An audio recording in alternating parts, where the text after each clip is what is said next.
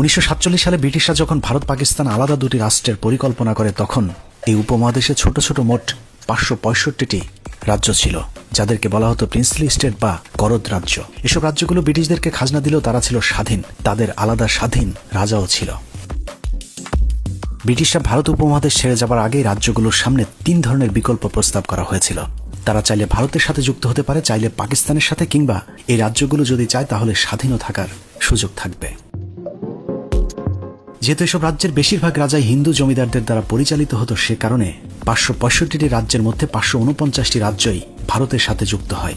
13টি রাজ্য পাকিস্তানের সাথে, আর কাশ্মীর, হায়দ্রাবাদ ও জুনাগড় এই